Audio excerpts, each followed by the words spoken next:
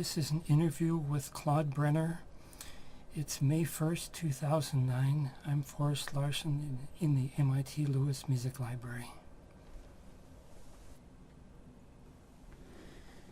It's my honor and privilege to welcome back Claude Brenner for our second interview. He has a bachelor's degree from MIT in 1947 and a master's degree in aeronautical engineering in 1948. It's May 1st, 2009. We're in the MIT Lewis Music Library. Last interview, we concentrated mostly about your musical activities as a student, and we also talked some about your thesis in aeronautics. Wanted to ask you about your lifelong career, your professional career, starting out in aeronautics, and then you moved into energy. Can you first talk about your aeronautical work? Yes, of course. I think I wanted to be an aeronautical engineer and to design and build aeroplanes from childhood.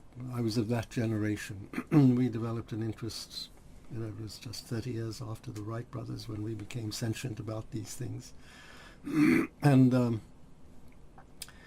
so that was first and foremost, and I saw myself working for an airplane company. But having been born in South Africa and being sort of held captive here by the World War II, I was unable to return. I ultimately did with the intention of working there, but found actually, despite all the warnings given me ahead of time, that there would be nothing for me to do there.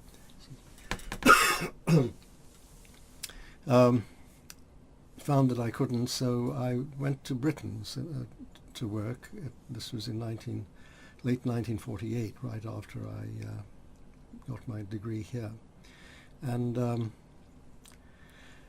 I went to work in the aerodynamics office of de Havilland Aircraft, who were one of the premier aircraft companies in Britain. At the time, there were about 24 aircraft companies in Britain, de Havilland and Vickers and English Electric were perhaps, and Bristol were perhaps the best known names, Handley Page. And so they were a thriving industry following the end of World War II and continued to develop particularly jet-powered aircraft, and de Havilland had an inventory of military aircraft, which I worked on. But they were also developing the Comet, which was the first four-engine jet passenger plane. And the Comet Mark I was a 36-seater powered by four 5,000-pound Rolls-Royce Goblin engines, as I remember. No, Avon engines, sorry. And, 5,000 pounds of thrust is nothing today. But it was really an exciting time, and I still remember, and I was involved both in that, in the design of that, and in the design of other aircraft as well, in small ways, designing specific features of the aircraft, not the concept. I was, after all, a newcomer, and had a lot to learn. And I remember very well July 27th, 1949, driving by on the bus. Nobody had a car in Britain then. At the runway, as it was, and I realized what was happening. It was making unannounced its maiden flight.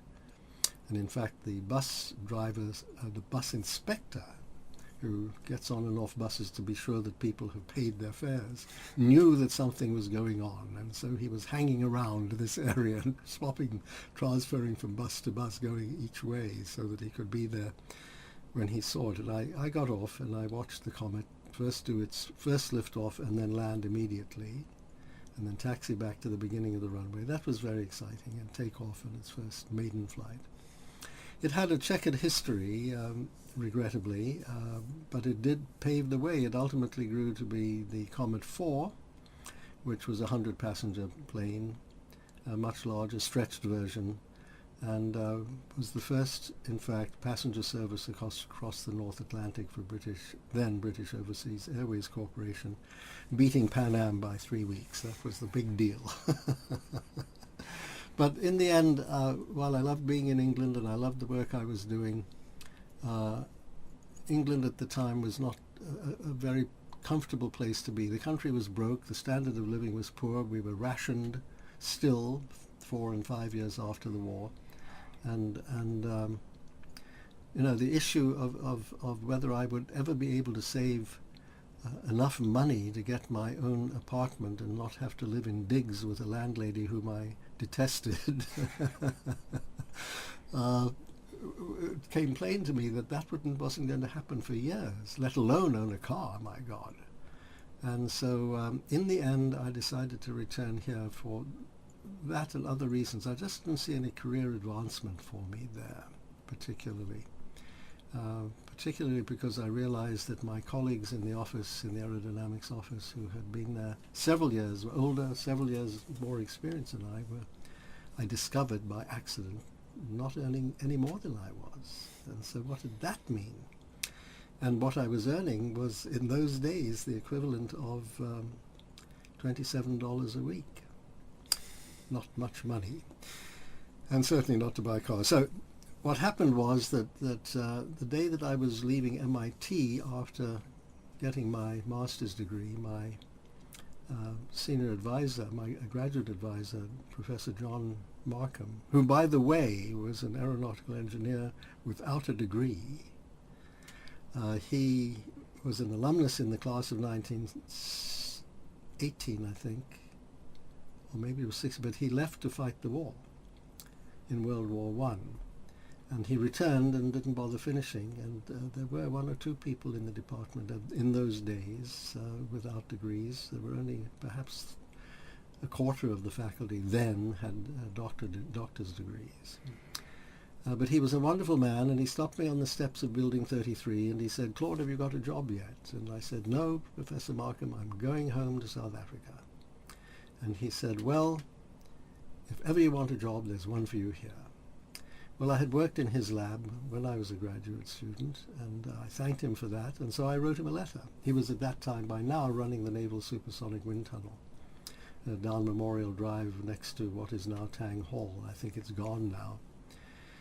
And that was very exciting because supersonic flight was just in its infancy, and the aerodynamics of it, of course, were of deep concern in terms of developing effective mechanisms, effective designs.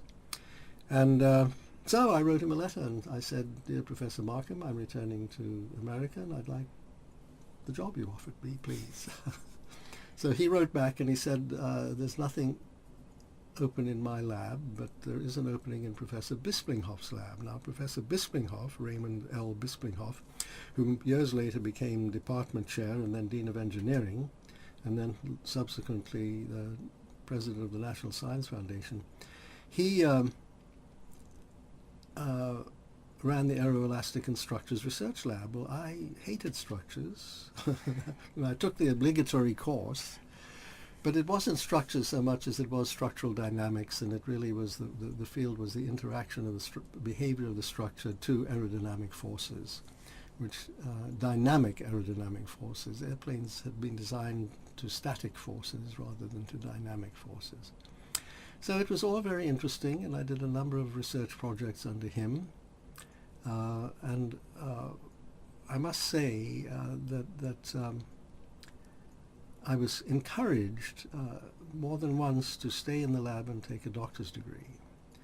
But in fact, one of the professors said to me, "You've already written a couple of dissertations in your research here. I mean, do the courses and pass the exams." And I didn't see myself doing that. I wanted to get out and not spend the rest of my life studying, as I thought I would have to do.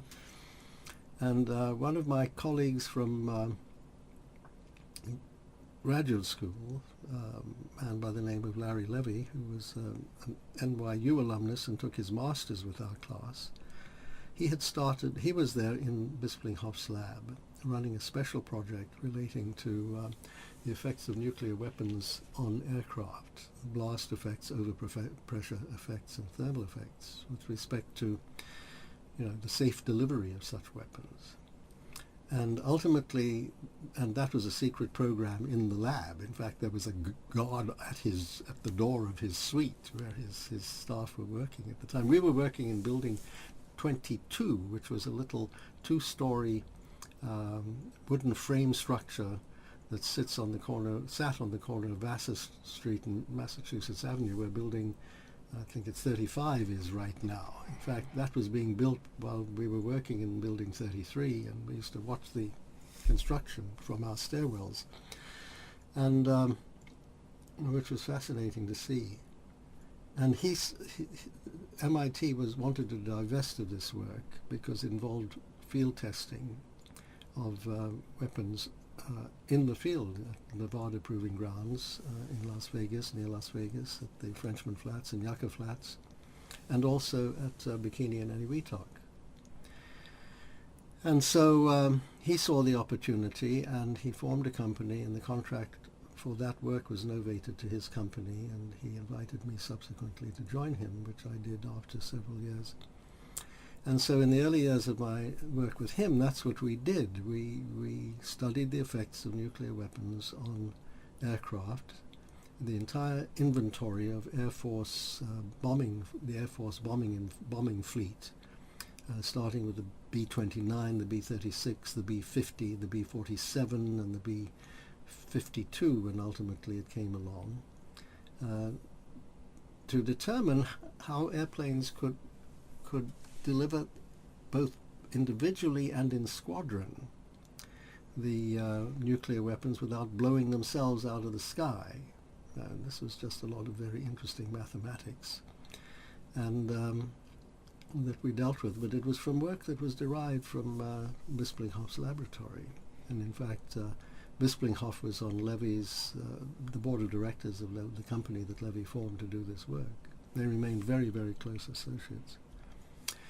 But as time went on, I did have the opportunity. In fact, I was required to go out and spend a month during the Operation Hardtack tests in 1956 at Eniwetok, because Boeing was conducting studies of side loads on a B-52, because to gain information what a sideways exposure, not an overhead exposure, to lateral exposure would be to the aircraft, since they were considering squadron formations.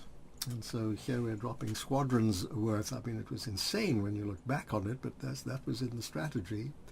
A squadron's worth of B-52s dropping their bombs and trying to escape not only from their own weapon effects, but the effects from their squadron mates' weapons as well.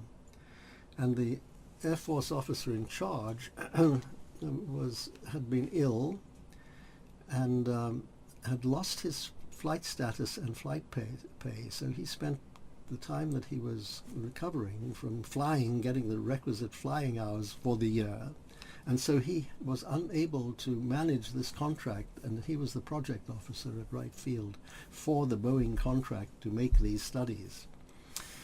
And so they demanded that I come out and sort of be his sidekick and in effect take over. I couldn't for him because he didn't know what was going on. So I spent a very interesting month out there in Eniwetok, dealing with the issues of and you know, observing the tests and reducing the early data and participating with Boeing in those analyses. And this place, Eniwetok, where's that? That's a coral atoll that's out in the Western Pacific. It's part of the Marshall Islands, I believe, and it's 200 miles from Bikini, and it's about 10 degrees south of the equator, I believe. It's not the South Pacific, it's almost the equatorial Pacific, and it lies quite far west. And we had a very interesting experience on the trip home. I realized that, and this is is this of interest? Yeah, sure. That one of the engines in the transport in which we were now flying back to Hawaii, which was as I recall, something like a 10-hour trip,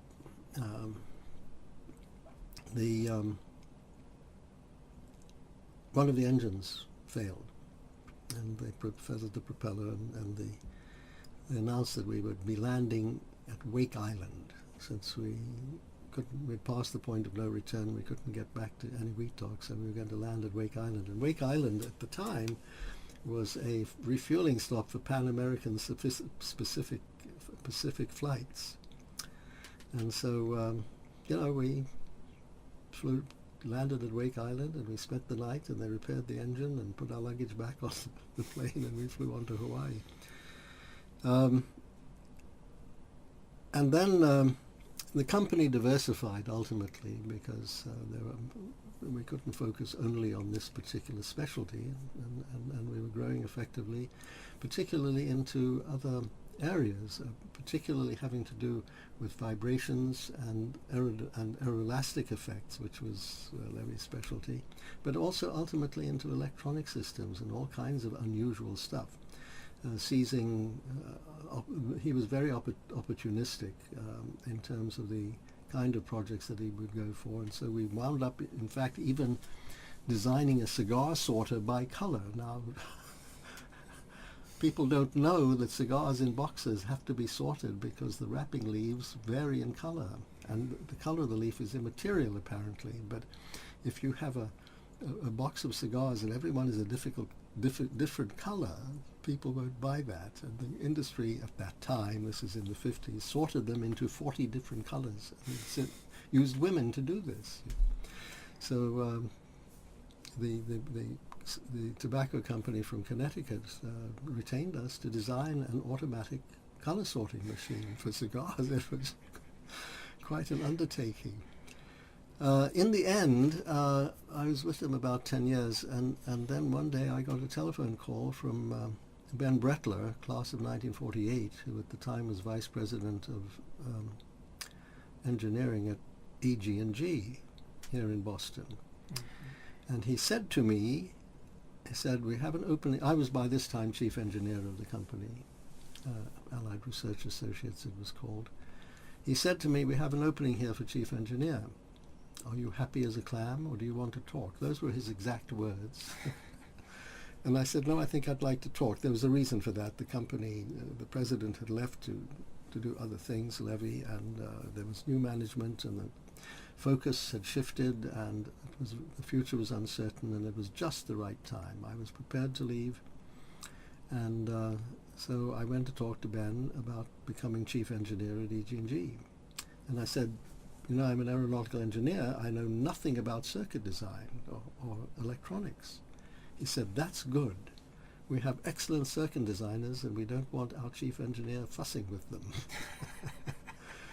So I went to work for EG&G, and EG&G was doing all kinds of fascinating things in oceanography, of course, which was Doc Edgerton's, at that time, personal interest. And he was, as Ben, even though he was chairman of the board, Ben used to describe him as our project manager on our oceanographic projects, right, because he would come in and do his own thing. And just for the record, Doc Edgerton is Harold Edgerton, MIT professor. Yes, that's exactly who it was, and one of the founders of Edgerton, Germershausen, and Greer, which later, by the way, formally changed its name to EG&G Inc. And there's an well, never mind. And then now that name has disappeared because about 10 years ago now, roughly, EG&G bought an optical company in Connecticut which had by this time grown to a $3 billion company, although had divested itself of all of its government business because they were focused on designing the trigger for the nuclear weapon. That's what they were doing. And the Atomic Energy Commission was their principal customer when I joined them. They always just used to refer to the customer, although there were others, but the customer, not the AEC. But they got into a whole variety of fields. They divested of themselves, grew to be $3 billion, divested themselves of all their government contracts, which cut this company in half. But they survived that and then went on to buy Perkin-Elmer, an optical company, the company that ground the Hubble telescope badly. And this is now the fourth generation of senior management was doing this. I'd long since left the company. And they decided that Perkin-Elmer was a more familiar name to their market than EG&G was. So they scrubbed EG&G and adopted the name Perkin-Elmer for the original EG&G. I'm told there is one somewhere off in this country. There is a small subsidiary that still retains the name, or something that they spun off that still retains the name, EG&G. Anyway, I was with them also about a dozen years, and again got involved in nuclear weapons testing, because that's what they were doing. They were, in fact, Ben brought me in at the time that the Russians abrogated the nuclear weapons, the test ban treaty, and Congress demanded that we resume testing within 6 months. So EG&G was gearing up to resume testing because they ran the tests. They constructed all the electronics that did the timing and the firing of the weapons and captured data effectively on very, very high speed oscilloscopes of EG&G's design. You've seen Doc Edgerton's photographs, of course, of the first milliseconds, I guess, of a nuclear weapon tower blast, where you can still see the guy wires standing before they get evaporated by the heat of the exploding weapon. And so very early on in the resulting weapons, our own weapons testing series, and EG&G was hiring 100 people a month at that time. They started, when I joined them, they were doing 12 million a year. The following year it was 18. That's a 50% increase. Adding 100 people a month when I joined. And Ben said to me one day, you know, you're not really a true EG&G'er unless you've been out in the trenches at the tests with the guys. So I want you to run a test. I want you to take over running the Navy test. And the Navy was firing an ASROC, anti-submarine rocket, nuclear tipped ASROC from a destroyer as part of this whole Operation Hardtack, Hardtack. And they called it Operation Swordfish, and I was to be the project engineer for EG&G on that. Very wonderful experience and adventure. Going out to San Diego, outfitting not only the destroyer that was going to shoot the rocket, launch the rocket, but all the attendant instrumented ships and barges and coracles that were arrayed over the ocean to measure the effects of this ocean blast, and do the countdown, and in effect run the test. And that was, I could spend the rest of our time describing that to you. It was a wonderful adventure, and it was successful, except on the first day of the test, everything that, even though we practiced and practiced and practiced, and we're out on the Pacific now, finally at the test site, and everything was right, anything that we never went wrong in any of the practices went wrong this time. So it was a total failure. Not on our part, I must say. We were there. It was the rest of the various elements of the test. The overhead aircraft radars failed, and the backup aircraft radar failed, and they weren't there to do their thing, and so we had to postpone it for a day. But it went off very successfully, and got the data, and there was a feather in the Navy's cap. And I talked to an alumnus of the class of 70-something, 73, 75, at Tech Day last year, who's still in the Navy. "Oh yes, we talk about that test all the time," he said. And as time went on, again, circumstances changed, the management of the company changed, the nature of the management changed, the things we were doing changed, and it was time for me to leave. I decided to give up the defense electronics business that I'd been in for 25 years, effectively. And I joined a startup company funded by Gannett to use lasers. Now this was in 1973, to use lasers to print newspapers. Gannett, the reason for that was that Gannett decided they wanted to be a capital-intensive company operation and not a labor-intensive operation.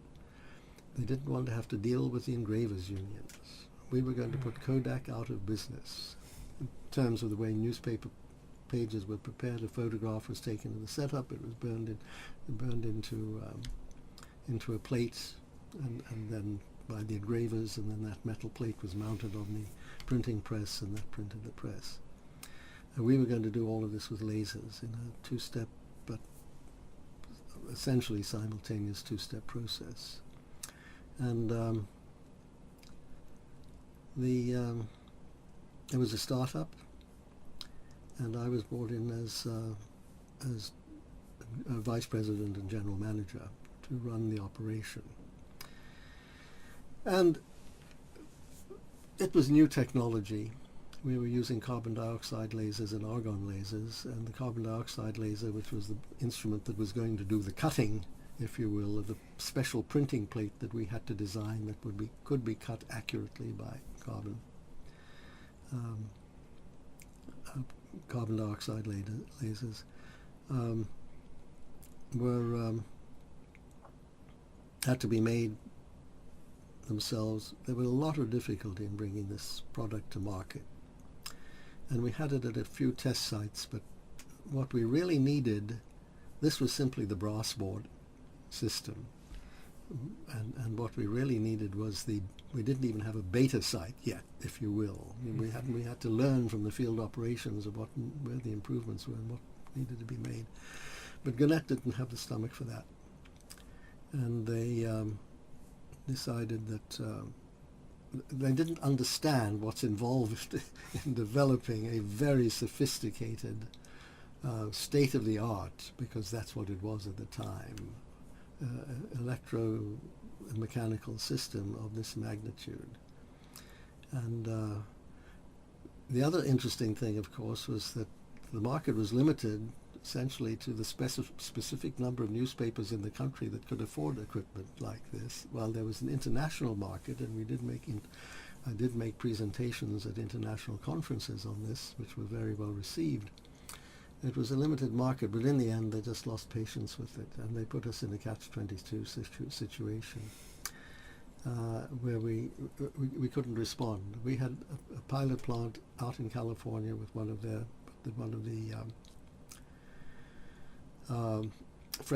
Fresno Bee, those newspapers, and then we had a Hearst paper in Southern California, and they were going to buy this, or at least take it on trial, but on the condition that Gannett put a team of maintenance people out there, because they didn't want to be out there alone with the Fresno Bee, and the two of them and we were helping maintain ourselves the Fresno Bee. And the Fresno Bee wasn't going to pay us until they didn't need us anymore. And so Gannett said, either Fresno Bee pays you, or we close the whole operation. Or either the Fresno Bee pays you, or you get this other newspaper to take its place. Well, the other newspaper wouldn't take its place if the Fresno Bee wasn't going to pay us. So, and they wouldn't pay us until we had another newspaper in place. So it was just impossible, and they shut the company down in the end. But as luck would have it, that was at the time when the first energy crisis had arisen, and it was the end of the Ford administration, and there was established the Energy Research and Development Agency, ERDA, and Bob Siemens at the very end of the Ford administration, last half year, and Bob Siemens, who was Professor Robert Siemens, who was Associate Director of NASA at the time of the Apollo program, essentially had oversight of that project personally. He was appointed by the Ford administration to run ERDA. And ERDA at the time, as you know, he was a professor in the Department of Aeronautical Engineering at the time, aeronautics and astronautics.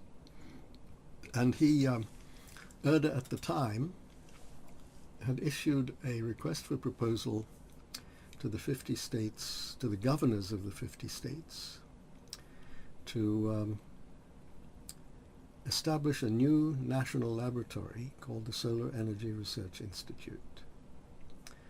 And Levy, who had also left Allied Research for an appointment in the Kennedy administration and later did many other things, and as was now a senior vice president Raytheon, was invited to run the New England effort. And the congressional delegation wrote the 6 New England governors and said, look, we don't want the entire New England congressional delegation wrote their governors and said, we don't want 6 separate proposals. Let's join together with a single New England proposal. And he was invited to manage that whole proposal effort, to bring a new national laboratory equivalent to Los Alamos in stature and Lawrence Livermore and Fermi Labs and so forth, Argonne National Labs, in stature. And he asked me to join the proposal effort as his deputy. And I still remember when the decision was to have been made in November of 1976. But of course that was election November. And Ford was not elected, Carter was elected. And so they postponed the decision as to who would win this contract until March. And we were running this under the aegis of the New England Council, which is the New England Chamber of Commerce, if you will, the president of whom at the time was Ed King, who later became governor of the Commonwealth. And he came in the day, ultimately the day before the decision was to be announced.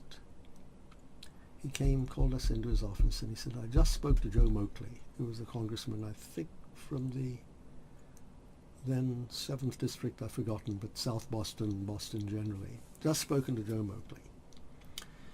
And he said, he told me that the New England proposal was not the best proposal. That the New England proposal was not among the best proposals. And our spirit, sank, you know. He said that they said that the New England proposal was the very best proposal. So after months of agony and waiting and promoting and marketing, we finally, and to a degree lobbying, of course, we were assured of getting this thing. And so I went to work the next morning. The office was empty. Everybody was in Washington because the award had been given to Colorado. But out of that, the Defense Department gave our group a contract to write a plan to establish what was called to be the Northeast Solar Energy Center, one of 4 solar energy centers in the country, regional solar energy centers, which were to be to essentially act in a multiplicity of ways in interacting with the public and state governments to promote the development of solar and alternate energies, conservation and renewables in their region. When we said, what's our region, they said, think big. So we approached 16 states to be part of our region. In the end, including the New England states, New York, New Jersey, and Pennsylvania joined us in the Northeast Solar Energy Center. And that was an exciting and interesting time. We were given $500,000 and 6 months to do it, to write this plan. And that meant engaging with the governors and their staffs of the 9 states, because they had to have input to this plan and participate in it to see what role they would play. The function of these centers would be to take the technology that was developed at the Solar Energy Research Institute and transfer it into a nascent and growing renewable energy industry, to foster a renewable energy industry in the region, and to communicate and educate with and educate the public on the need for solar and renewables, and to convey to them the opportunities available and be an information bureau, and also interact with the academic communities for their own inputs. And we finished the plan, and we finished it in 6 months. I worked, I still remember this, 42 days straight at the end to be sure that we would have it on time, and we brought it in under budget, which was rare. And ultimately we won a contract to run the Northeast Solar Energy Center, and I was there as Vice President of Operations and Deputy Director. But that we were doing quite well until the Reagan administration came along, and he didn't believe in that the government should play any role in this whatsoever, and he cancelled the whole undertaking. So from that I believed so strongly in the need for paying attention to the fact that back then, the forecasts were that we would we would come to the peak of our known oil supplies in the year 2001. This was 30 years earlier, or 20 years earlier. And we knew it, and we had to be dealing with it.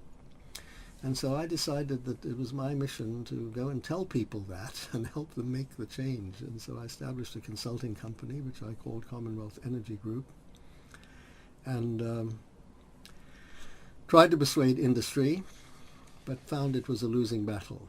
And from there I went to a whole bunch of other areas as a consultant generally in defense, back to the defense electronics and federal electronics and aerospace activities as a consultant. That's my career. Wow. There's a book that you wrote called Third Party Financing, a Primer for Baffled Energy Professionals. Yeah. Can you... Yeah, at the time the government had, when this was going full tilt, both the federal and state government had a number of tax credits for people who adopted solar energy, both for individuals and for companies. And there was a lot of underwriting that could be done because there were people who were willing to invest in these things and who would put up the money. That was the third-party financing to take advantage of these tax credits.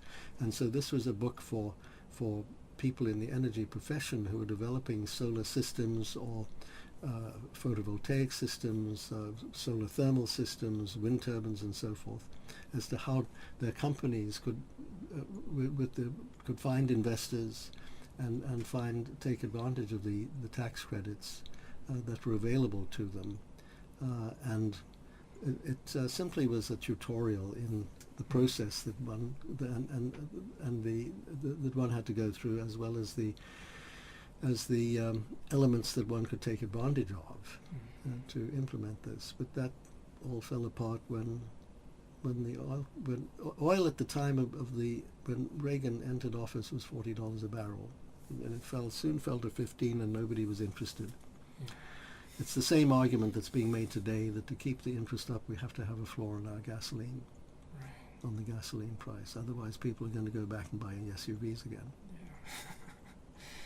So to radically change the topic here, Sure. I'll talk to you about MIT student musicians. As you know, the musical culture at MIT is quite vibrant. There's the Symphony Orchestra, there's the Festival Jazz Ensemble, Chamber Music Society, 2 choral groups, Gamelan Galactica, Rambex, which is the Senegalese drumming ensemble, numerous a cappella singing groups, including still the Logarithms, which you were a member of during its early years.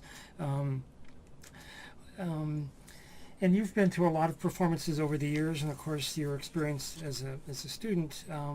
Can you talk about why the performance quality of these groups are such high quality, and even the individual musicians, some of them are quite artistically gifted? Seems to me that should be self-evident. They're MIT students, and they come with multiple gifts. And for the last 10 years, I have enjoyed very much being an educational counselor and talking to applicants. And I remember one in particular who had in the 8th grade had developed a computer game, which it was now being licensed and taken over by. So in the 8th grade, he'd done this. I mean, he was brilliant in electronics, and he wanted to go into computer science, etc. And he at the interview he said, "First let me tell you about my music." And he'd been studying violin since he was 6. We spent an hour and a half talking about his music before this is quite against the rules, the interview is supposed to take an hour. But we spent an hour and a half talking about his music before we then spent another hour and a half talking about his electronics. He was late for supper. Unfortunately, met him after school. But that's the kind of applicant we have, and that's the kind of they all have multiple interests. They're remarkably broad young people who want to come to MIT. Very rarely do you find somebody who is so narrowly focused. Do I find someone, at least from the people from Lexington High School, principally, where I interview, who is not so narrowly focused on the biology or the physics or the mathematics or the mechanical engineering or the computer systems that they ultimately wind up doing here. Mm-hmm. And so I think they start with it. Mm-hmm. And they're attracted to MIT because it's, MIT is, I've always said, it's like riding a bicycle. MIT is the students come here because MIT is what it is, and because of the faculty and the opportunities here. So we have to maintain the faculty and the opportunities so that the good students will come here. Mm-hmm. They're interdependent. And so we have the best, one of the best faculties in the world, and we have all these wonderful opportunities for students to engage in other interests and develop themselves. And even though music and art have been at MIT essentially since its inception, music, art, and some literary undertakings, it's grew tremendously particularly under, beginning, I would say, with Jerry Wiesler and his successors, Jay Stratton, Howard Johnson, Jay Stratton, all of them. What Kay Stratton has done for the arts was here, is well known. Right. And so we've understood. I'm a member of the Council for the Arts, and at a recent meeting of the Grants Committee, which is the committee that awards the monies that the Council raises to proposals, one of the participants who was new said, "Why don't we introduce ourselves and tell each other how we came to be interested in the arts?" Well, when I was an undergraduate, there were very limited, a glee club, as we've talked about, and a nascent symphony orchestra of really amateur undergraduates, led by an undergraduate. This is just before Klaus Liebmann. And I knew intuitively that I lacked an appreciation of art and music. I knew it. And we were required, as from, I think from time immemorial, that we take 8 semesters of humanities. And in our time, the first 2 were requirements of English literature, and the second year was history.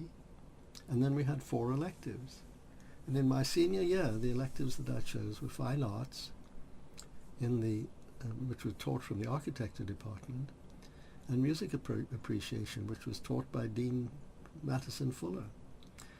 And that opened 2 new worlds to me. I subsequently, in later years, I used to spend every Sunday at the MFA. I had to go to the MFA to write a paper go to the MFA, write a paper on what you saw. And I loved it. And it was the same as true of the music. And I had no understanding, no appreciation. It hadn't been in our family background. And so I learned from how to understand music and appreciate music, and I became a devotee from that. And so to see it grow now to what it is just wonderful for me. And I participate as an audience. I think one has to be an audience. Everything needs an audience, and so I try to go to as many of these events as I can to support them. And I tell all my friends about it. I bumped into some unsuspectingly at a symphony concert one night, and some non-MIT friends, like What are you doing here? Oh, they said, this is the best bargain in town. The best music for the smallest amount of money. And so at that time the admission was $1. It's now $5, but still, talking 20 years ago. So and so it was the intention, because William Barton Rogers, an Institute of Science, Technology and the Arts, and so that's the fulfillment of his vision, and we've done it in so many ways. He would be proud, I'm sure. And I think the man was a genius, from all I know of him, in his conception and his execution and his understanding of what was needed and how to effect it. And in a little bit, we'll talk a little bit more about that specifically. Do you think that MIT's students, their facility in math and science, actually helps them as artists and musicians? I can't say. I don't know. And when we talk about, as I know we're going to, David Epstein and the new Orchestra of Boston, right. That issue is going to arise. So perhaps we can delay my response until we get there. All right. So, picking up where your point, in the class reunion book for 1947, the 50th reunion book in 1997, you have this entry: "We alumni, privileged to be part of an institution unique in the world and by now acknowledged and envied as the world model for and leader in science and technology-based education." And I'm pulling out the phrase science and technology-based education because that's what obviously makes MIT a distinctive institution. Can you talk about what that kind of what that means to you? The curriculum here and how it's different from a liberal arts institution. Well, in the strict definition of liberal arts, MIT is a liberal arts institution, right, because the liberal arts student has science and technology and social. I guess I meant more the more traditional. The traditional, or the usual thing. Well, I'm not so sure that it's how they differ. The way I perceive it is in how the faculty in the arts at MIT demand of themselves the same standards that the faculty in the sciences and engineering demand of themselves. They understand what MIT is all about. There are no shortcuts. They're the same high standards, the same rigor, the same academic discipline in their fields they bring to the education here. So I guess the issue is, yes, you can take a degree in the humanities here, but it's a different kind of person who's taking that degree, because he has taken the general institute requirements, which every student must take in science and technology.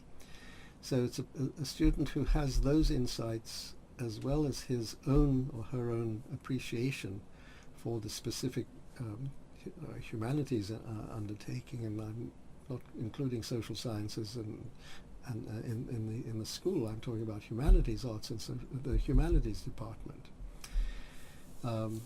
Literature, foreign languages and literatures and so forth, music and theatre arts. All of those students are science and technology oriented students to begin with. They didn't come to MIT to become musicians, to take music degrees in composition or music history, but they found that it was offered and knew that they could get a first-rate education in that, and so they turned to it as they came here. And some of them have gone on to be prominent in their field as educators and composers, and to a lesser degree as performers. So I'm not quite sure beyond that. It's the whereas if we're not a conservatory, obviously not a conservatory. We do offer through the Emerson scholarships some of the offerings of a conservatory through individual instrumental performance instruction.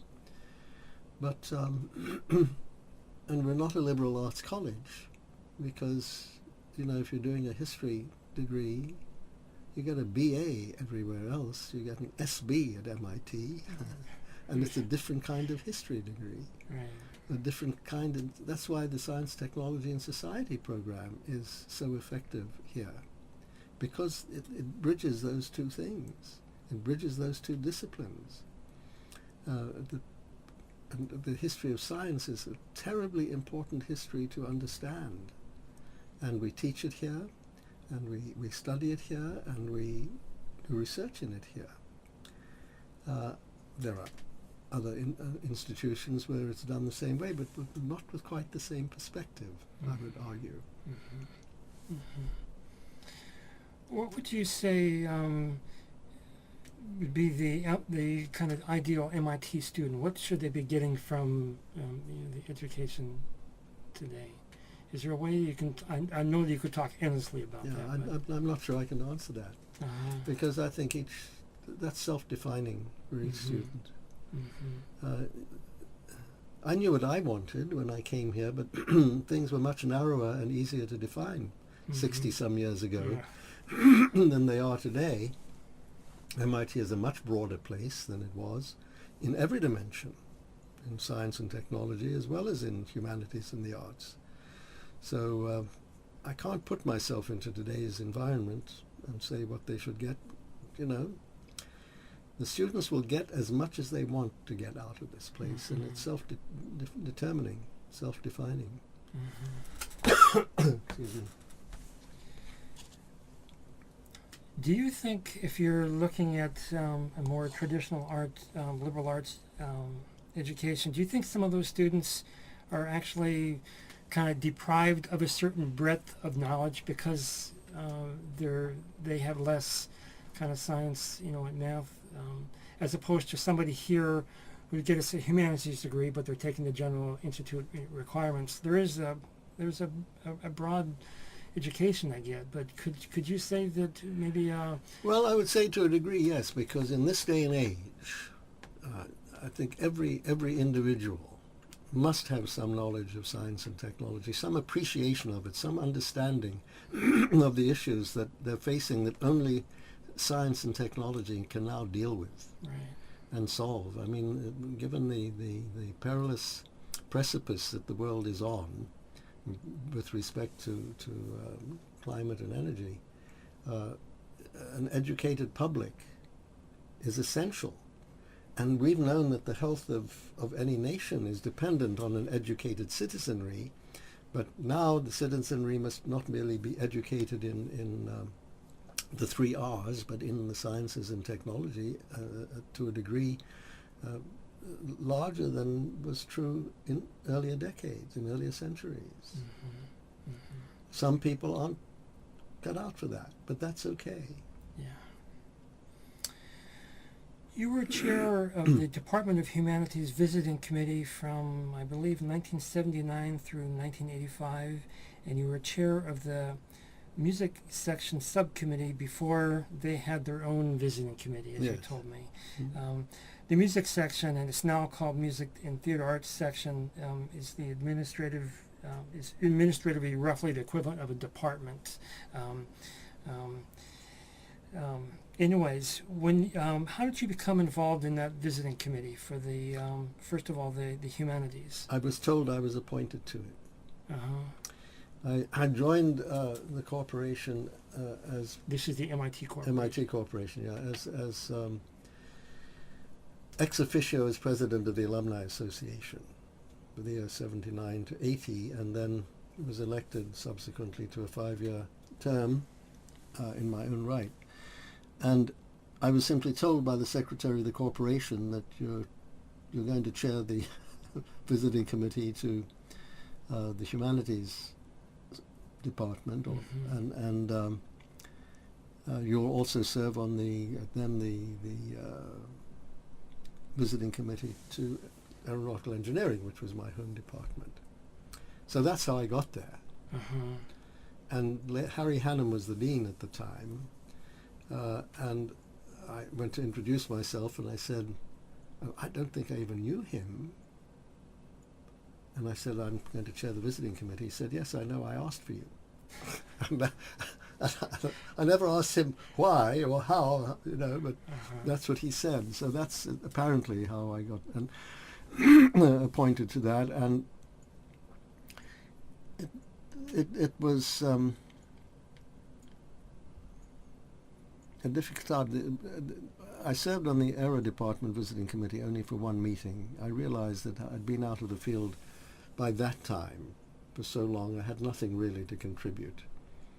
And so I asked to be given another assignment, and I asked for the Dean for undergraduate students at the time, Dean of Students, but now it's gone through a variety of titles. Now the Division of Student Life it is, and the Dean, and I still sit on that committee now as a guest as well, but I've been on that since then, and in all its various manifestations. So that's how I got the appointment, and initially it embraced all 6 sections of the department. Mm-hmm. And when we would have a meeting, we would meet with each of the sections in the day and a half that were separately. It was kind of a crammed meeting to sort of separate us out. And when my term ended and I could no longer chair the visiting committee, but we continued to receive appointments as a member. The reason I could no longer serve because a corporation member has to chair the committee, as you know. Mary Frances Penny Wagley, my classmate, who was also a member of the corporation and president of the Alumni Association, first woman president of the Alumni Association. She was taking over as chair and asked me to chair the music section. She broke up the meetings into 3 different groups and asked me to chair the music section. So I got closer and closer involved, more closely involved with the music people, and then simply continued when we, that section, pled the case that the music and theatre arts were unique in the department and as a section and needed its own visiting committee, and the corporation agreed to that. Then I remained on that committee, but a corporation member again had to be appointed to chair it. Mm-hmm. I'm wondering if some of what was behind your interest in the humanities department and the music section, was it a growing interest in music and humanities anyway? Kind of just yes. Yeah. Mm-hmm. Yeah. I don't know why Harry Hannum asked for me, but it was right, whatever it was. And I hadn't had any connection with the department particularly until that time. Mm-hmm. I used to come to the occasional concert and so forth, and the occasional drama shop performance, but that was the extent of it. Interesting. Mm-hmm. Wow. What were some of the projects and issues that came up to the committee while you were chair? If there's some things you can talk about. Which one? The music section visiting committee. Is there anything you can talk about without breaching confidentiality? Things that you look back. Well,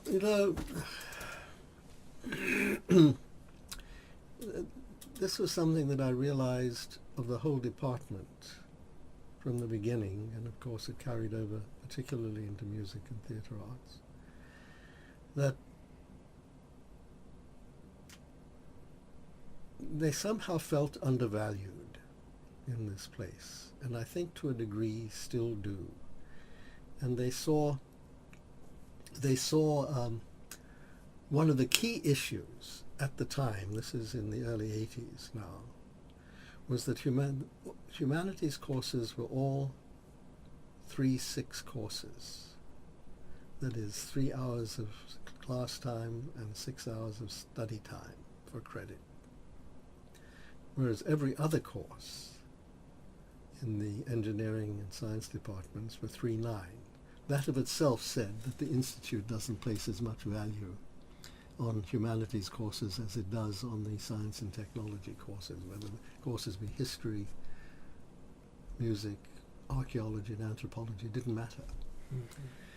And we fought that battle and won. And finally it was agreed that they should be given the same status, as it were, by recognizing that as much was expected of the student taking a humanities course in terms of home study as was expected of the science and technology courses, science engineering courses. That was one of the principal issues that we dealt with, but it was sort of a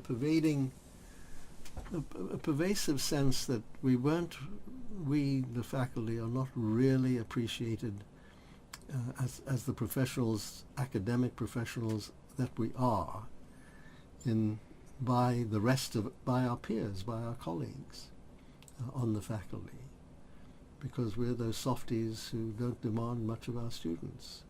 And that's why I think, as much as anything, my perception of the faculty is their demand on themselves and on their colleagues to be the best that they can. The fact that John Harbison was first made a Killian professor by his peers on the faculty, that's a faculty election, says a lot to the fact that that battle was won ultimately, mostly. But there's still, even though I sit on the committee now, still one has that sense, you can't avoid it, of this faint sense of being undervalued by the rest of the community here, yes, the rest of the academic community. When I took over, the department was in turmoil. The chairman was a man by the name of Peter Smith, who was a student of Hispanic studies and literature. He wasn't highly regarded by his colleagues, regrettably, and he left after 2 years, in any event, to chair the department of, I think, of Hispanic studies at San Diego, University of California at San Diego.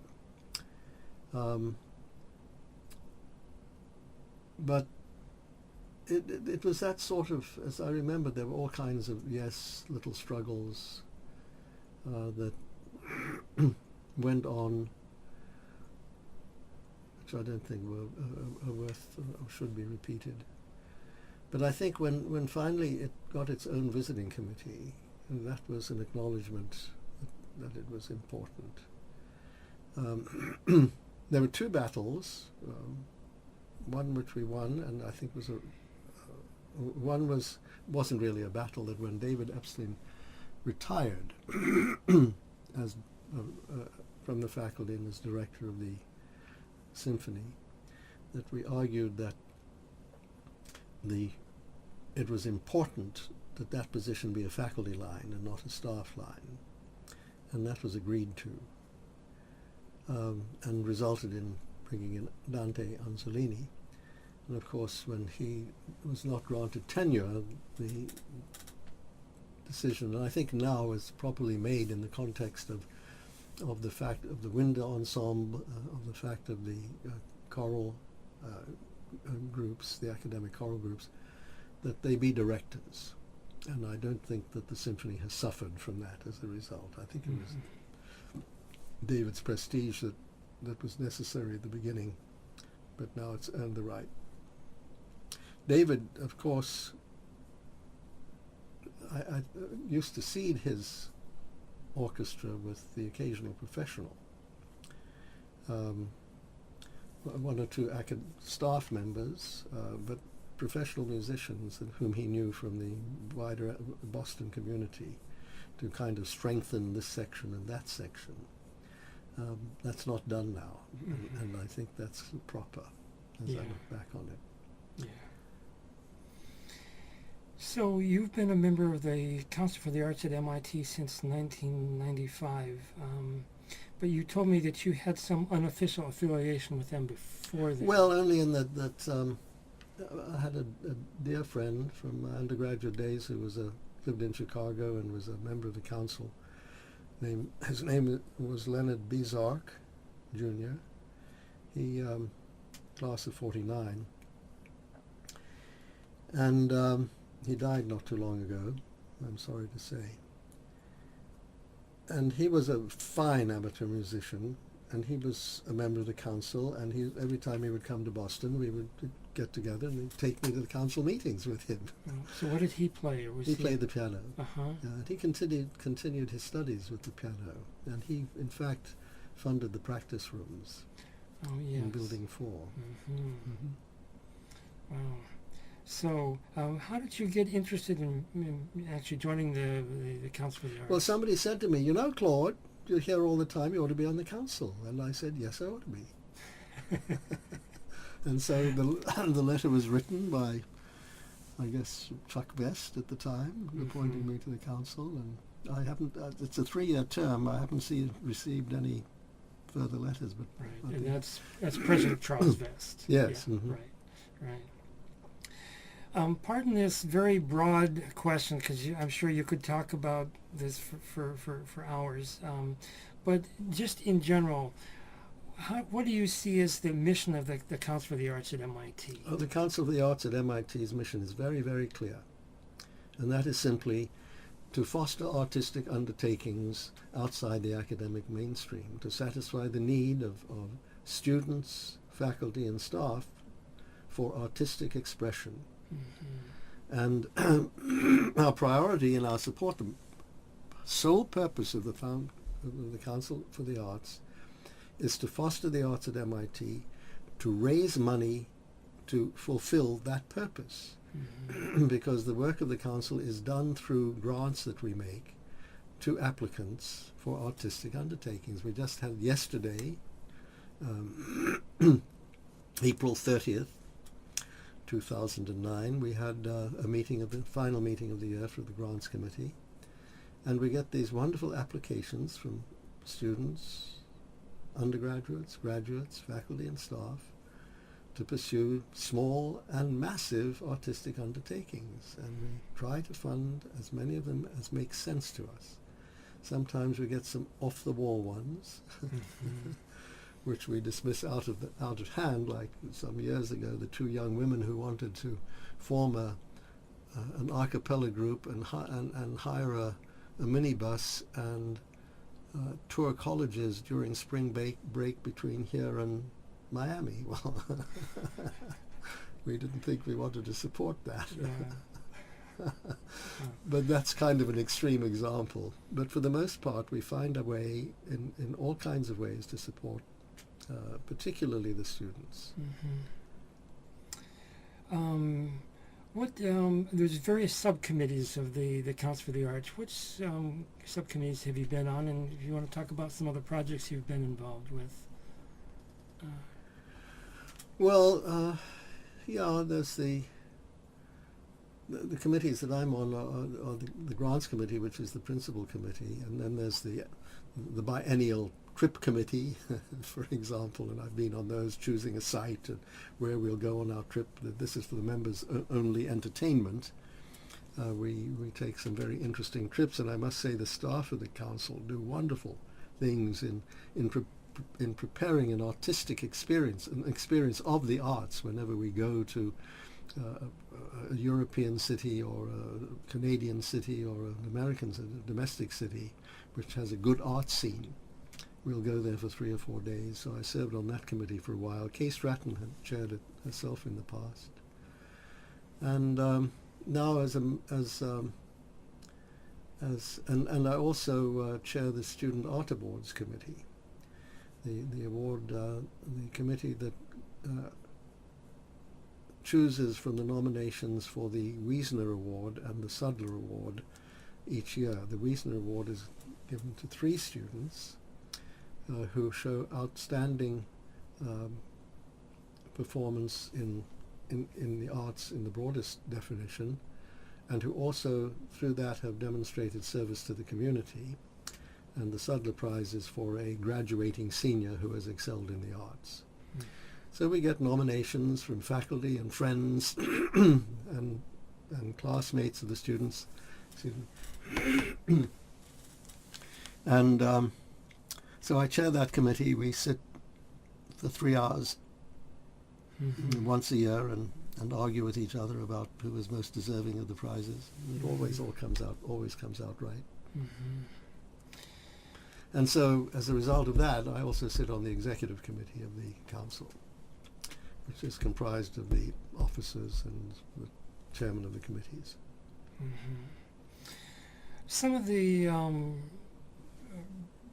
writings and stuff concerning the Council for the Arts, maybe not so much now, but I have seen frequent references to humanizing scientists and engineers and broadening their view. Do you think that's really an outdated kind of notion, or do you think that there's Yes. Yeah.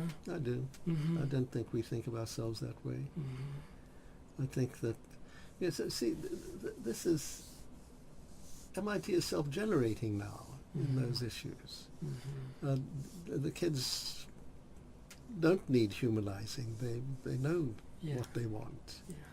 And in that sense, the brilliance of William Barton Rogers and of the Institute, the people who constructed our curriculum and the General Institute requirements in my generation in those years, was that we were so tightly focused on science and engineering. We didn't understand the necessity of the arts when we came here, even though some of us said, I'm speaking very, very generally, and so that the requirement for humanities in its various manifestations of our choice.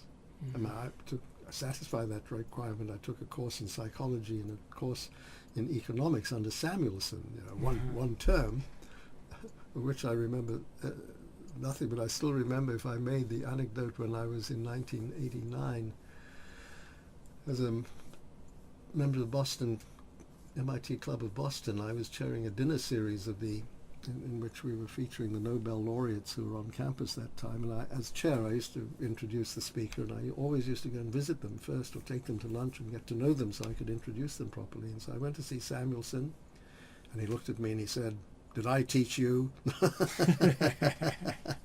And I said, "Yes, you did. I didn't tell him that I'd forgotten all you taught me." Wow. We were talking a little earlier about Professor David Epstein, who was conductor of the MIT Symphony from 1965 until his retirement in 1985. And he had a real distinguished background even before he came to MIT. He studied with Max Rudolph, Isler Solomon, and George Zell. We'll get into more about his work in a minute, but I want to talk about the MIT Symphony. When he came in 1965, did you go to any of the real early concerts that he conducted? I don't remember that I did. Probably, but I don't remember it. Because when he came, he basically had to rebuild the orchestra because the members from the previous year had boycotted the orchestra because the previous conductor, John Corley, had been asked to step aside, and so David basically had to start over again to build the orchestra. No, I didn't know that. I wasn't that close to it in those years. I was too focused on growing my career, I think. When did you start going to symphony concerts? Well, probably in the late 60s, early 70s. With the MIT Symphony, are there any particular notable or memorable concerts you remember with David Epstein?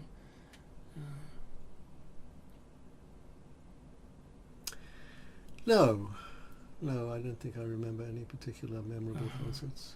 Were you at his farewell concert when he did the Beethoven Ninth Symphony? Yes. Yeah. Anything you remember about that particular? No. Yeah. Yeah. Not particularly, just that it was a very rewarding experience, as Beethoven always is. Yeah, of course.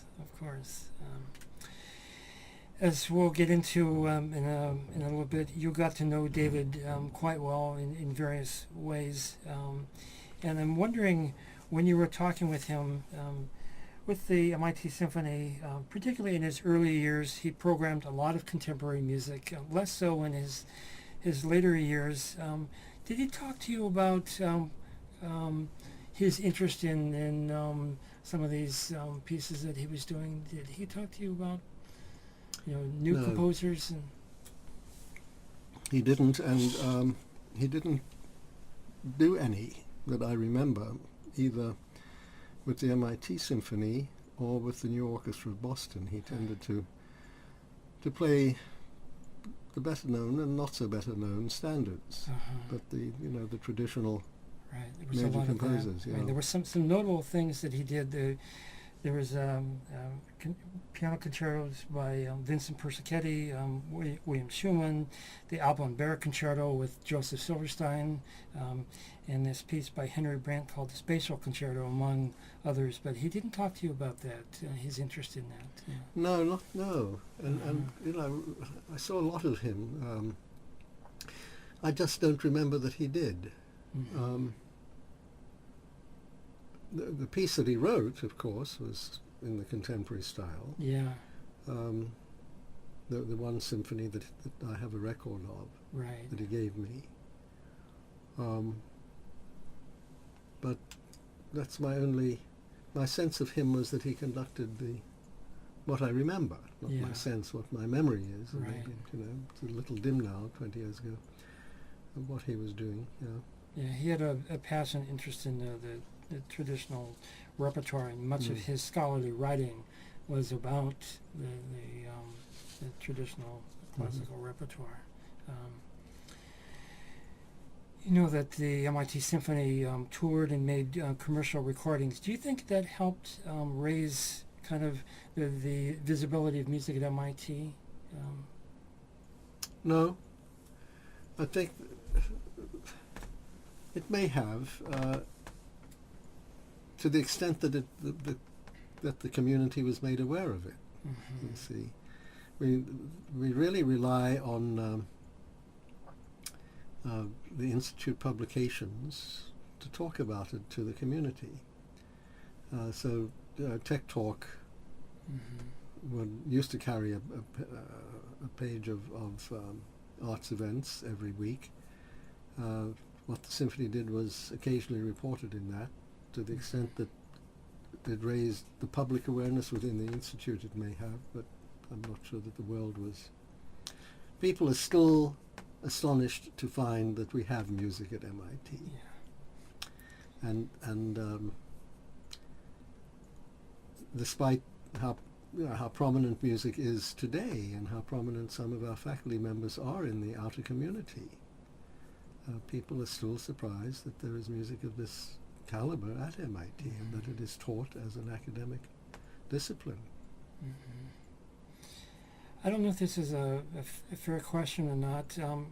Looking at David Epstein's work with the symphony, do you have any kind of thoughts about that, or reflections about that, and if there's any comments you have about that? I know that's a really broad question, and it might be an unfair one. But well, the thing that I remember was that he always used to, without fail, and talk about the quality and the enthusiasm and the caliber of the musicianship of the students in his orchestras. He said MIT students were just fantastic. Those students from elsewhere. And we never sat down to talk about the specifics of that, but there was a comment that he would make, or comments like that, from time to time, with some frequency. He had a very high regard for the musicianship of the students with whom he was dealing. And he's among other directors of MIT groups talk about the same kind of thing. I think, to a degree, I think he was. Well, I think we talked about his leaving and Dante Anzolini coming in, and my being at his first concert, which I haven't forgotten. I'm going to ask you about that in a second. Okay, Yeah. well, we'll go on then. So, David Epstein's successor was Dante Anzolini, who conducted the MIT Symphony Orchestra from 1998 through 2006. And just a little bit of background about him. Prior to coming to MIT, he already had an international conducting career, and since leaving MIT, among many accomplishments, he's conducted the MIT Metropolitan Opera in April 2008, and he's currently director in Argentina. There's called Teatro Argentino, and he's principal guest conductor of the Linz Theater in Linz, Austria, among many other things that he's doing. So, as you just said, you were at the first concert that he conducted, and you told me that you knew something was up from the very first chord. Yes. Tell me about that. Well, yes, it was an Elgar overture, and it started with this great full orchestral sustained chord. And I knew immediately that this was a different orchestra from David's. And the point I wanted to make before we introduced Dante is that David was, I think, not demanding of his students. He accepted the best that they were prepared to give, I think. And so sometimes, perhaps that's why he had to seed the orchestra with professionals from time to time. And that's why sometimes there were the missed beats, the missed entry, too soon, too late. But he was never critical of them. Whereas Dante was intensely demanding. It was obvious from that concert, that very first quarter, that there was a difference in the orchestra because it was a matter of discipline. And Dante was very demanding. He interviewed, I don't know what David's selection process was, how he selected the people to play, the students to play in the orchestra, but Dante interviewed every one of them. 160 applicants. Takes a lot of time to spend up to an hour with each one of them before he's got his orchestra made. I don't think it was that long in every case. Whereas as David took them in, they could play, and he took what he had, and so did Dante, but he had a finer mesh on his selection process, I believe. Mm-hmm. And he was probably, I think, a stronger disciplinarian in his rehearsals. It had to have been that. Mm-hmm. Yeah.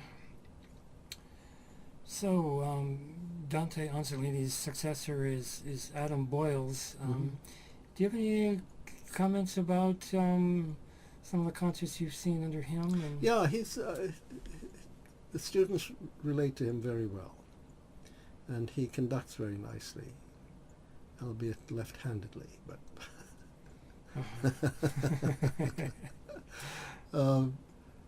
and he has a very positive and engaging personality, and I'm sure the students relate to that, and I think the quality of music that he's producing is good, and I think that his programming is very interesting.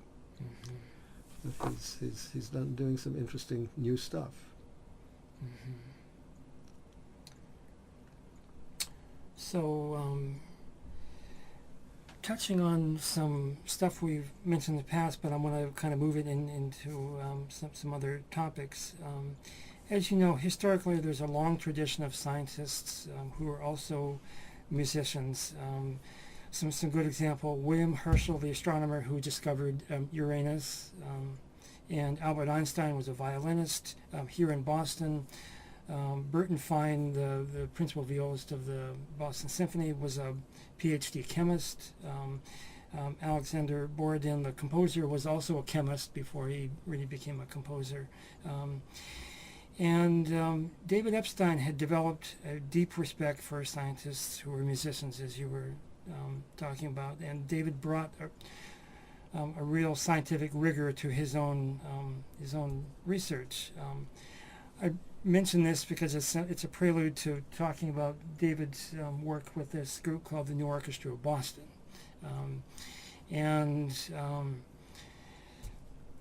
so that group started in 1984, and you were aboard of the president. No, it started earlier than 84. The first concert was in 84, as far as I can tell. I think there were some organizational meetings in 1983, but no. I'm trying to remember because there's a program that I saw and said this was the premier concert of the orchestra. Yes. I beg your pardon. Mm-hmm. Yeah, go on. I don't remember the dates exactly. It's earlier than that, in the 80s, by a year or two.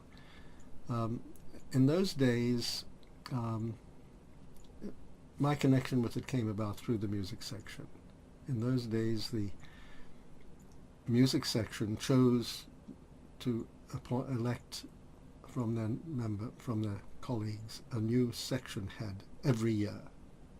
Right. And the year of my first visiting committee, which I think was either late 79 or early 1980, David was section head but was ill and couldn't come. So I didn't meet him until a couple of years later, although at that time the visiting committee was meeting annually. And he had established and conceived of the New Orchestra of Boston as an instrument that would display the musicianship of scientists and engineers, to pursue the point that you're making, that is there a connection between the quality musicianship and quality science and technology. He wanted to play on that particular rubric, and his idea was to have an orchestra, a professional orchestra, which would include musicians from the faculty, staff, and student body of the Institute. And he went to Jerry Wiesner with the idea, and he called it he saw it as an orchestra in residence at MIT. And he went to Jerry Wiesner, he went to Jerry Wiesner with the idea, and Jerry bought into it and gave him $10,000 to set it up and to pursue the concept. And he promoted it as the concept of science and engineers and scientists as musicians in an orchestra of professional quality. He was also told that if he was going to do this, he ought to have a board of advisors, because he couldn't handle this on his own with his academic duties, even though it was going to be a resident orchestra per se. And so he asked me to chair the board of advisors. And he had already got a group of people whom he knew from the community. In fact, later when we'll come to it, when the orchestra was incorporated as a 501c3, the lawyer who did that became a member of the board and so forth. And there was a 10-member board of advisors. And the question was really, who's the audience for this? But the deeper question really was, why does Boston need another orchestra, you see? Well, David was always very facile in answering that question, because this was totally different from all the other. It's not a philharmonic, it's not like the symphony, it's not like the Longwood Symphony, da-da-da-da-da. This is a specific orchestra which features scientists and engineers. Well, Longwood is doctors, but so what? But then, of course, he needed additional funding, and he had to go back to ask for the second year's funding, and Jerry told him to see Francis Lowe, who was the provost at the time. And I went to see Francis, and Francis's nose was very much out of joint. He felt patronized. I play the piano. He said, what is all of this nonsense about? So of course we are. I don't want to be patronized that look at these peculiar examples of scientists and engineers playing music. We don't need to convey that. So he refused to fund it, and it was only in residence then at MIT for a year. But David, who had driving ambition and really pursued his interests with determination, decided that he'd maintain the concept and maintain the orchestra and would organize it into a 501c3 and break it off from MIT, in effect. To a degree, he did have, when he did have the first concert, there was the MIT connection was made, and the New York Times gave a write-up, and I think it was performed at the Lincoln Center. I didn't go, and then it became the struggle of keeping this orchestra afloat. It was comprised principally of the freelance musicians in the community, in which Boston has a very rich pool of the musicians who play for the ballet and play for the pops and play for the various other symphonic ensembles that require musicians of their quality. And he put together a 45-person orchestra. And he was the chief salesman, and he was the man who organized the programs and got the orchestra invited to a concert in the Azores, and was connected with the Azorean community in New Bedford, and we gave concerts down there, and we got them on the board of directors. But as soon as it split off from MIT, essentially all of his board of advisors, save 3 or 4, quit, because there was no longer any cachet. It was no longer the New Orchestra of Boston in residence at MIT. It was just another wannabe symphony orchestra in Boston, and so they just pulled out. So we lost that support, and they were fair weather friends at best. And the real issue was, and I used to point this out to David, I said, we're going out this backwards. You think now that he talked of establishing a symphony orchestra in Boston, in Lexington, where we both lived. I live there now. He's since died, as we know, and as his wife died also not too long ago in California. He would get the wealthy families in Lexington to underwrite the orchestra. Well, we now have a symphony in Lexington. I don't know how that happened, but we have a symphony orchestra in Lexington. And I kept saying to him, an orchestra, a community, an orchestra is founded when a community decides it wants an orchestra, that they merit an orchestra, that they want to have an orchestra to represent the quality of their community. And a group of people get together and say, let's have an orchestra. We're an orchestra looking for a community. And when we told the board of directors that everybody's expected to contribute because the musicians have to be paid, because the fees that we got for the concerts never quite, they always covered, I think barely covered the costs of the musicians, but the cost of operations and so forth. And David took no fee. He was quite vocal about it. I'm not charging a fee. I'm doing this for nothing now, with the implication that in the future he expects to take a fee, his directorial fee. But in the end, people just drifted away. We never got it off the ground. And the selling of the idea, finding the audience, finding the venue and finding the audience, finding a place where people, yes, we would like you to perform and pay your fee to perform in this venue, was exceedingly difficult. He never gave up on the idea, though. Even after the new orchestra. In the end, I resigned too, because I just felt I could do no more. Whom am I going to raise money from? I remember going to Howard Johnson at the time when it was young and asking him to contribute an amount to endow a stream of income for the orchestra to sustain it. And he told me, oh, that's a wonderful story you tell. And then he told me to go and see Ken Germershausen of EG&G, who was a great supporter of the arts, life member of the corporation. And I went to see Ken, and he had no interest in it. It's a very tough sell, and the fundraising was impossible to keep this going. I had nothing to give at that time, except the occasional small few $100 annual contribution.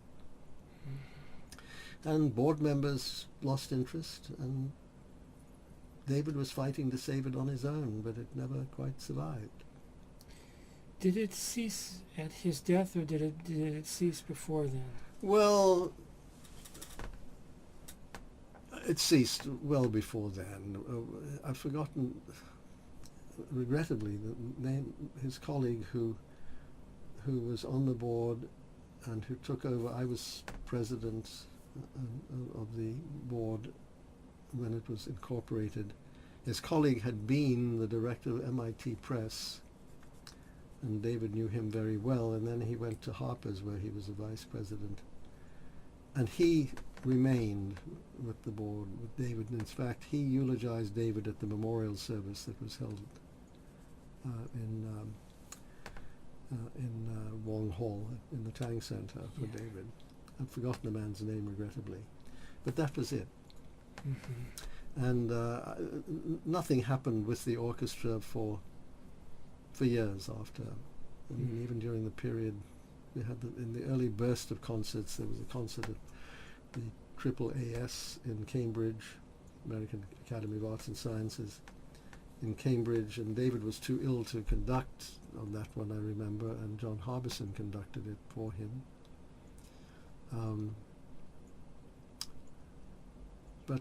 And I remember the couple at Bridgewater, which State College concerts which we did for the New Bedford and southeastern Massachusetts community. And then there was one concert, as I mentioned, where they went to the Azores. He took a small orchestra of 15 or 20 people to that. Right. It was a good orchestra, it was a good run-of-the-mill good orchestra. It wasn't a brilliant orchestra. They were very competent professionals. The one thing, just as an example, the last time I ever heard the New Orchestra of Boston play was in late 80s, early 90s, I'm not quite sure. David was a member of the American Society of Conductors, and they had an annual tutorial meeting where people who wanted to learn conducting could pay a fee, conduct an orchestra, and receive a critique from a panel of conductors as to their techniques and so forth.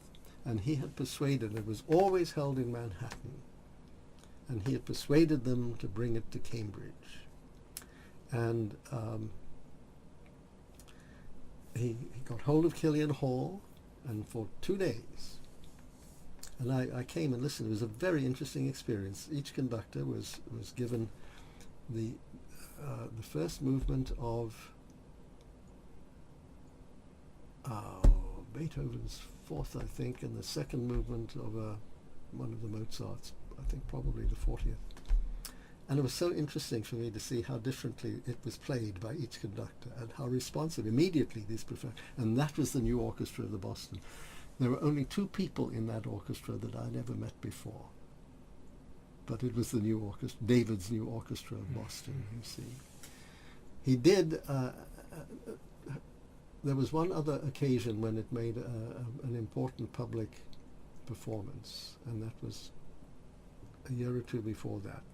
David was a member of the Humboldt Society, and the Humboldt Society, which recognizes the great German scientist, is an international society, the members of it, and they meet out everywhere, and they chose Cambridge as the venue, and he persuaded the committee that the New Orchestra of Boston should be their entertainment for one evening, and particularly because, and you mentioned the pianist's name. Yeah, Manfred Eigen. Manfred Eigen, who is a Nobel Prize-winning chemist and an amateur of great repute, amateur pianist, would be there, and he was going to play a Mozart concerto. I have to tell you that it was a disaster. His performance was appalling. and embarrassing. I was sitting there amongst, as simply as David's supporter. I wasn't a member of the society, but here were these hundreds of members of the Humboldt Society and their guests. And the two men next to me were vocal about it. What is this? What's going on here? Because Eigen's fingering, everything was, it was awful. He couldn't trill, he couldn't run, he struck double notes. It was embarrassing. And I felt obliged to tell David about that. And he wasn't embarrassed or fazed. Oh no, he said, I think that Eigen played a very fine concert, and yes, he's a little older and so forth. He very forgiving of him, which is, I think, characteristic of David. I think it was the same attitude coming forth that he felt towards his students, that they were playing quite well. So they actually recorded two Mozart concertos on a CD at some point. They must have, yeah. Yeah, I have not been able to locate a copy. I don't have that. Yeah.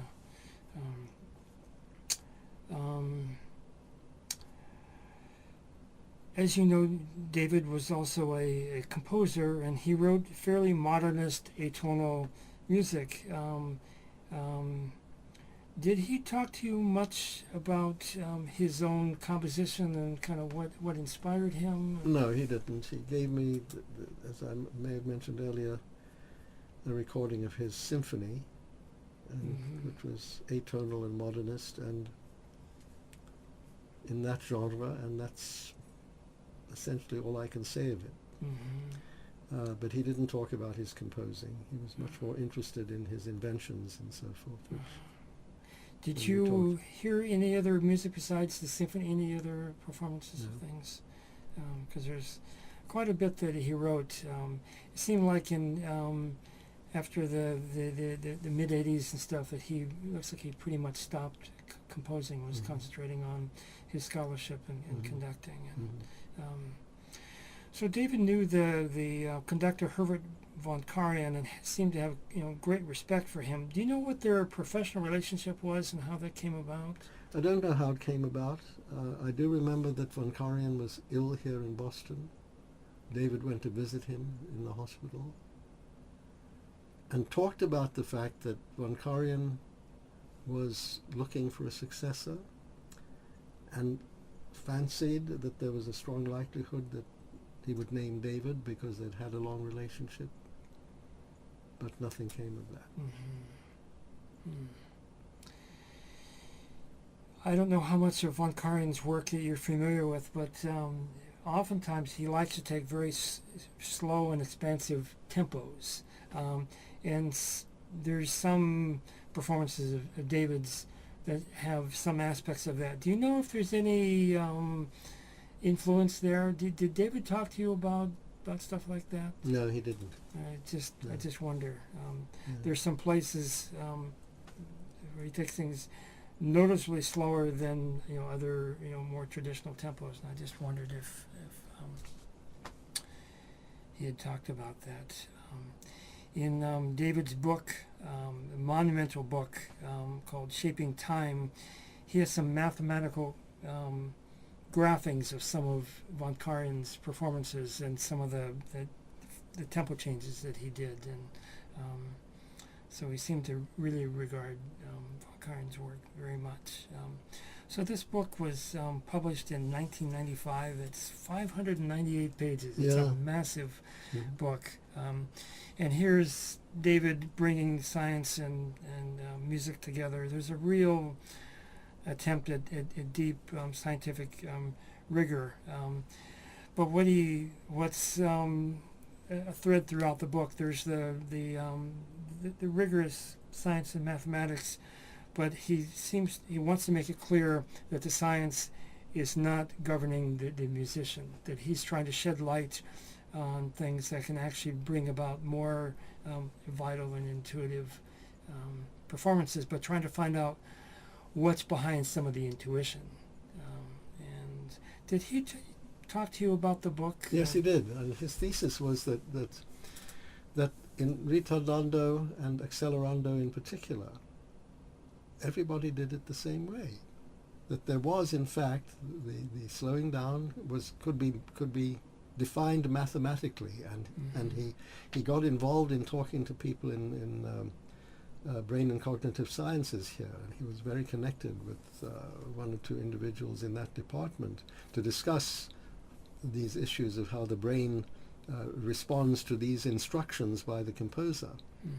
And that's where the mathematics come from, that it can be mathematically described, and that it is a uniform, as I understood him to tell me, that it was a uniform formula that everybody follows in his own way.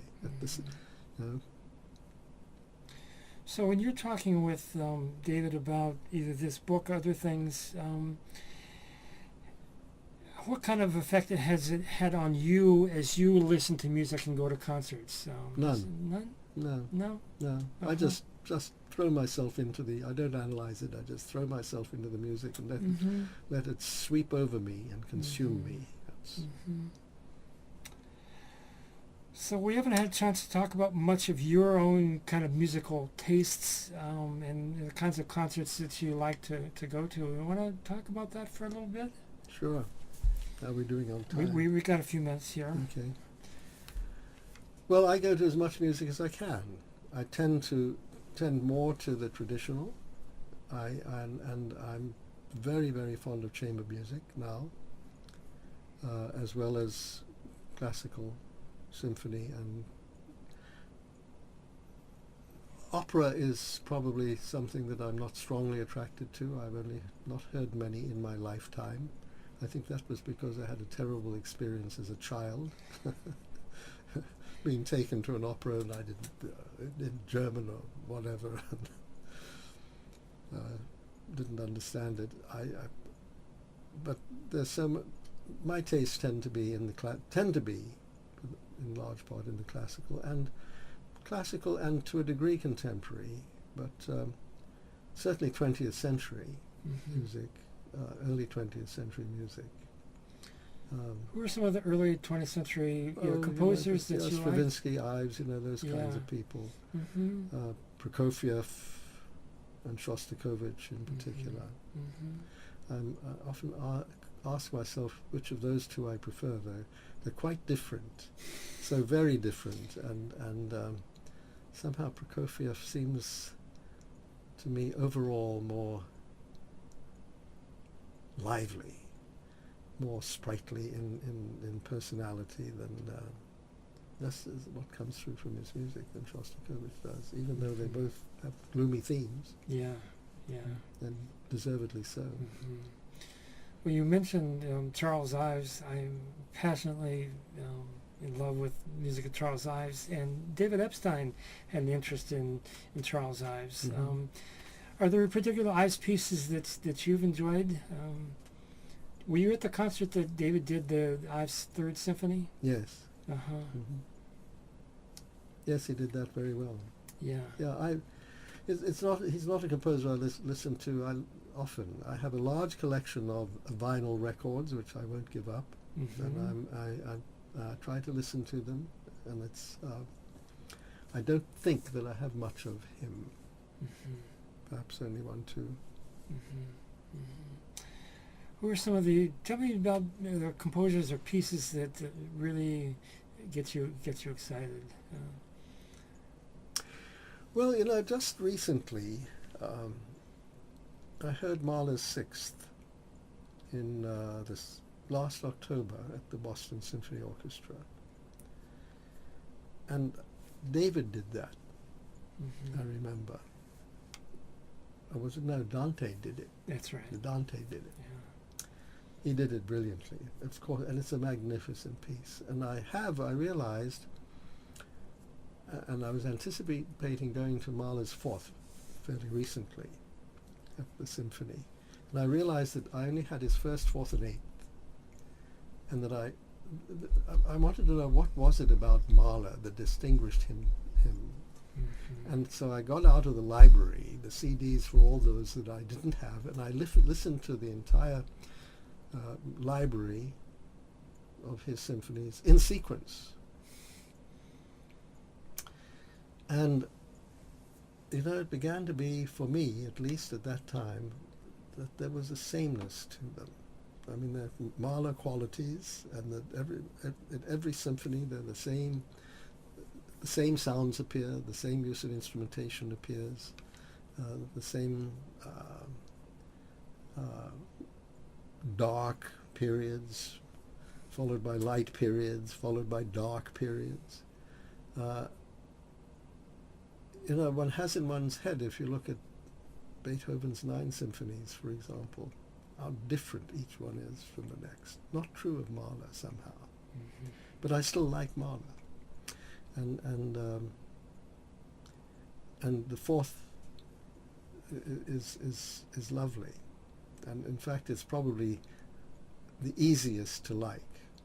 I think to my simple layman's mind of his symphonies. And of course he had sketched his 10th and hadn't orchestrated it himself when he died, so it has been orchestrated, right. and properly. Yeah. It sure is Mahler. So to conclude here, are there any either final thoughts on music at MIT, or any final thoughts on anything that we've spoken about, something that you wanted to talk about that I didn't ask you about? That's exactly the question that I ask my student applicants. Is there anything that you'd like to know from me after the interview is over? No, I think I've said everything I think you've brought out all the issues that I've been able to respond to them. Well, it's been just a delight to have you, and your contribution of your thoughts are really valuable. So thank you for your time today. Enjoyed it. Thank you.